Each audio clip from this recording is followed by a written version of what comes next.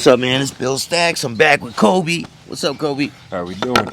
Chilling, man. So you said earlier you're gonna break down The exact chronology of my path to becoming a dark web drug dealer, right? Get down to business, man.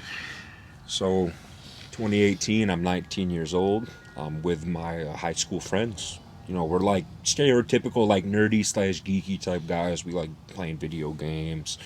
We like to smoke weed. Like occasionally do shrooms and stuff like that, right? So one day, I go to like our stomping ground, and one of my friends has the prettiest ounce of weed I've ever seen up to this point. You're from Connecticut, right? Yeah. How shitty is the weed out here? Yeah. Bristol Brown. Bristol Brown, exactly. Yeah. Right? So I know two things. Number one, this didn't come from Connecticut. Number two, my friend does not have the social skills to acquire this in person, right? Well, he's like an awkward guy.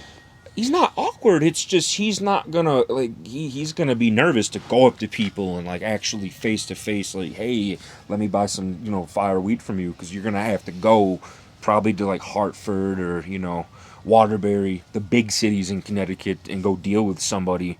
He's not gonna want to do that. That's gonna make him uncomfortable. So I'm asking him, I'm like, how did you get this, bro? And he's like, come here. So I sit next to him. He pulls out a laptop, and I'm like, why are you doing that? He's like, shh, just listen. He proceeds to go on to the dark web. Now, I've heard of the dark web. I thought it was bullshit at the time, right?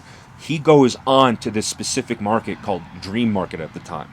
I'm sure some of the listeners know Dream Market was, a couple years ago, the biggest darknet market in the world. Millions and millions of users, and it was around for a long time.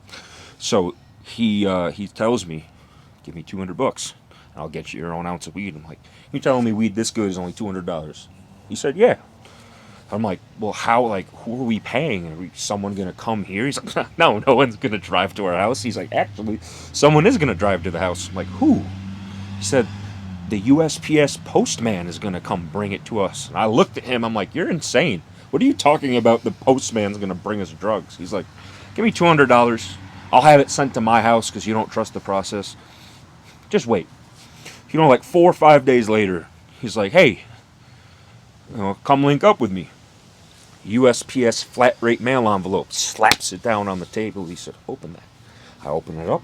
There's a vacuum sealed ounce of weed, and the address was from Oregon. I'm like, what the fuck?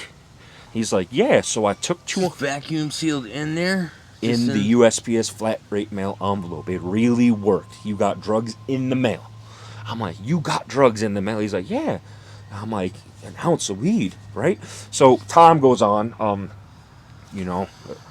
We're doing weed, and then one day I'm like, can we get acid? Can we get shrooms? Because we like doing that stuff ourselves. Yeah. So we get acid and shrooms and all that type of stuff. Just normal college kid party stuff, right? Yeah. One day, my dumbass gets the bright idea of, hey guys, why don't we sell the weed we get?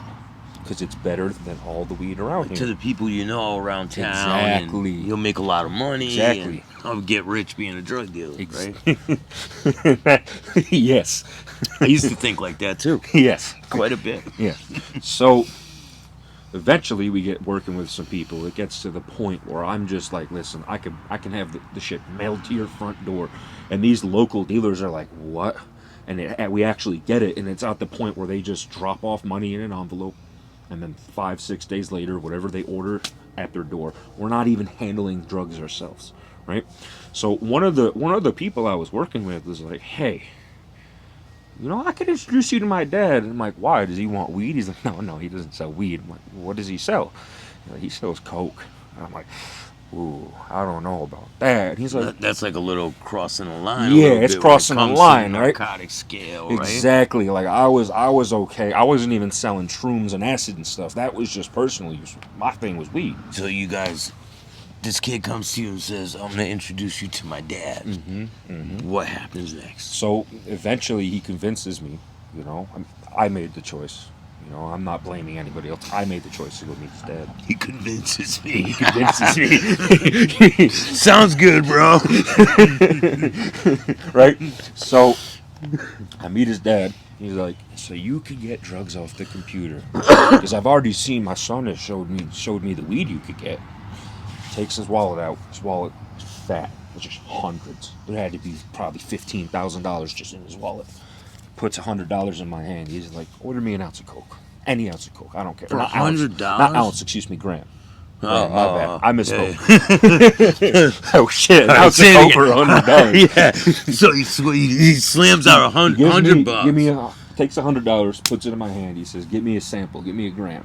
No, nothing crazy. Just one, yeah. Right. My friends and I, none of us did cocaine at the time. You guys are all like, oh, right at the No, time. we do it. We just do it. Were you nervous though about crossing that No, line to go to we were narcotics? nervous about actually selling the cocaine once we got it, but getting it in the mail, no, we weren't nervous about that. Because we know at this point, we've been to several different people that sold various shit, so we know if it's a good rated vendor, we know he's going to have the intelligence to package it up, right.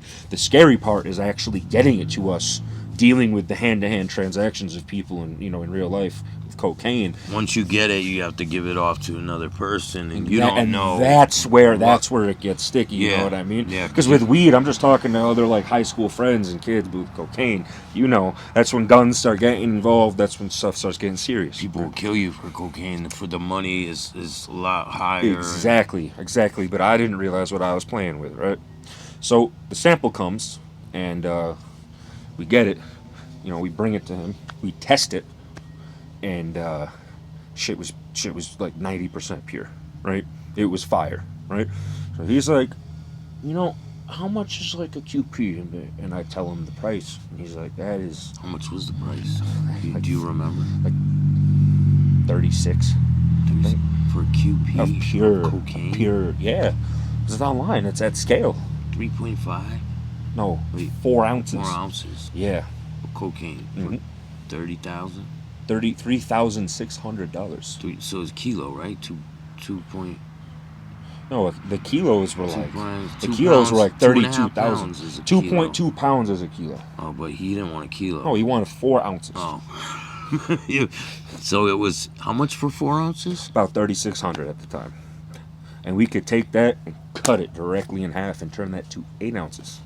So were you like, damn, that's a lot to order at first? No. Or you're just like, fuck Because it? again, we've already been getting multiple pounds of weed. We've been processing like 10-pound orders and shit like that. So the dollar amount wasn't scary. What was scary was When you got the 10-pound orders, how big were the boxes when they would come in? like a large flat rate mail, like the boxes that you'd get, because the weed would be vacuum sealed. Like it was bricked. When we would get it, it was good weed. They got a fucking cart and shit. Fucking here. Your cocaine's here. You're fucking. It's Believe my it or TV, not, man. there are literally billions of dollars of drugs that go through the mail. Packages every day. Every They're flying day. all over the Millions country. of dollars worth of packages every day. I know. Right? Yeah. So the cocaine shows up, and then this guy's good. He gave You gave open us, it's a lot, right? I don't even open it. I just bring it right to him. Here you go. They open it. They're like, this is amazing. So they cut it, turned it into 8 ounces, and then they sold it. And they were like, here's the money for the re-up. Here's your portion. And I'm like, oh my God. How much did they give you? I made, I think, about $3,000. $3,000 and some change off that, just as like my point, just to get it. Because again, How quick was the turnaround for it? 2 days, man. Like 2 days. Wow. He was already selling a ton of blow at the time, so like I didn't realize like I have weed, right? He had And I'm like, connections cocaine is all over. Yeah, he was Yeah. he was breaking it down himself and everything, and he still had people that he could sell ounce to, QP to, but he just wanted to start with Now, like so a somewhat, you're starting to become the man in your town. in terms of weed, I was a reasonably sized person with weed, but with the cane, like when it started, man, it started like we were going. No, like you're putting these dudes on. Like Yeah. this guy, Well, you're no, we're putting not him telling on. them we're getting anything. I just like, I have a guy in Cali, and it's like, give me the money and we'll have it sent to your house. They don't know. I mean, the drugs literally show up in the mail. So as far as they know, I just know some guy. You know what I mean? And it kind of takes the risk off you if it's getting delivered right to them. Mm-hmm. And let's think about it. Let's say they get hemmed up by the police, and they're like, this dude knows a guy. The police come and talk to me. Here's my phone. Look, find the guy. I'm not talking to anybody. I'm on the dark web ordering it, anonymously. Like, okay, where are my phone records? Who's the guy that you could find? Look, there's no guy. It doesn't exist. So Exactly. It's kind of like the people are full of shit. Exactly. So it couldn't really blow back to me. So, after a couple months of us doing this, we made good money. Eventually, we get to the point where we're ordering entire kilos off there and just, doing what we do. One day, at this point, he's my business partner. Like, the kid's dad is my full-fledged business partner now. He calls me. You guys are cool. You guys are Oh, hell yeah. dealing business all the time. You guys are... He calls me up one day. He's like, I want to talk to you about something, but in person. I'm like, oh, is it bad? He's like, no, it's good. But I just want, can't talk about this shit over the phone. I'm like, okay. I'm thinking, like, why would he? What are we about to talk about? So I get there, and he's like, listen, shit's getting a little hot with the coke. A lot of people that I've been selling it to, like the dealer level, they've been getting busted. So far, nothing's happened, but we gotta stop this shit for the meantime, because we've already made a decent amount of money. There's no point in getting caught. A couple of the dealers that got caught, he already, been there, done that. We know the dealers are eventually going to flip on you. You guys felt like you were pushing it, right? Pushing the envelope. He kind of felt like that. Yes. And that's why he came to you for this meeting. It got to the point where we were moving like 2.5 kilos a week, even though it was cut and everything. In Winstead? In the general area, not exactly in Winstead, but Torrington, Litchfield. Torrington's a heavy recovery town, so yeah, probably a lot of relapses going on in that era. Right? Yeah. So we get to talking, and he's like, "Well, if you're buying weed, you've bought shrooms, you bought acid. Clearly, we're buying cocaine." He's like, "Where are we getting this stuff from?" And I'm like, "Well, I don't really know the people." And he's like, "That's not what I mean. Is it like a central site? It's like its own business, or is it like Amazon with how people sign up and then sell shit through there?" I'm like, "Oh yeah, it's like Amazon." He's like, "Okay, so let me ask you this now. What's stopping us from being the people that send the shit to other people?"